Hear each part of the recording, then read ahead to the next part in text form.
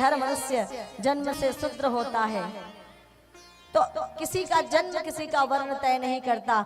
गीता का यह श्लोक कहता है कि ब्राह्मण क्षत्रिय विषाम शूद्राणाम च परम तपः कर्माणि प्राविभक्तानि स्वभाव प्रभवैर गुणैः। कि कोई इंसान ब्राह्मण होता है, कोई इंसान क्षत्रिय होता है, कोई इंसान वैश्य और शूद्र होता है, तो अपने गुण कर्म और स्वभाव के आधार पर होता है, अपने जन्म के आधार पर नहीं होता। व्यक्ति का वर्ण व्यक्ति का जन्म तय नहीं करता, व्यक्ति का वर्ण व्यक्ति का कार्य तय करता है, व्यक्ति का कर्म तय करता है।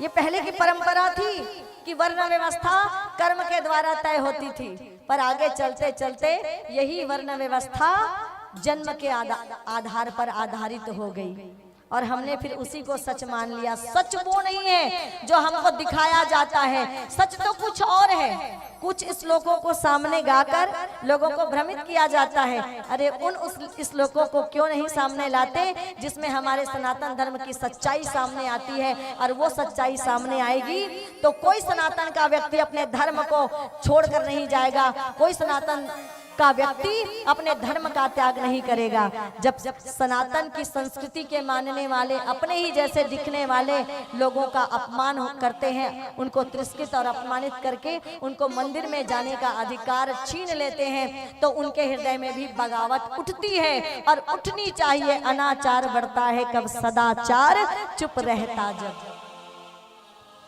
कि हमने तो केवल 4 श्लोकों को पढ़ा और प्रमाणित कर दिया कि यही सच है, और हम लोगों ने भी आंख मूंद कर मान लिया।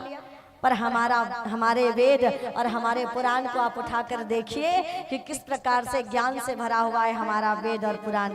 आप गीता और गीता के 4थे अध्याय के 13 नंबर का श्लोक, 18 का 41 और 42 नंबर का श्लोक केवल जाकर पढ़िएगा, आपके मन का सारा भ्रम दूर हो जाएगा कि कौन व्यास का अधिकारी हो सकता है, कौन गायत्री मंत्र का अधिकारी हो सकता है, कौन कर्मकांड का अधिकारी हो सकता है, और कौन श्रद्धापूर्वक भगवान के भजन को गाकर यज्ञ की आहुति स्वयं कर सकता है। ये केवल 3 श्लोक पढ़ेंगे, मन की सारी भ्रांतियां आपकी दूर हो जाएगी। कि बिना प्रमाण के तो मैं भी कोई बात व्यासपीठ से नहीं कहती। ये मेरे एक स्वभाव में है कि जिसको मैं जानती नहीं उसको मैं कहती नहीं, और जिसकी जानकारी शास्त्रों के अध्ययन के द्वारा मुझे है वो कहने से मैं कभी रुकती भी नहीं। कि सच्चा ज्ञान जब तक समाज में नहीं आएगा, सनातन से हमको प्रेम नहीं होगा। इसलिए सनातन के सच्चे ज्ञान को, धर्मशास्त्र के सच्चे ज्ञान को लोगों के बीच में प्रतिष्ठित करना बहुत ही आवश्यक है। नहीं तो हमारी आज की ये युवा पीढ़ी जो भाग रही है ना, आज की जो युवा पीढ़ी भाग रही है, इनको अपने अध्यात्म का ज्ञान हो जाए, अपनी सनातन संस्कृति का ज्ञान हो जाए, तो हिंदू सनातन संस्कृति जैसा प्यारा धर्म तो ना कभी हुआ था, ना कभी इस संसार में हो सकता है।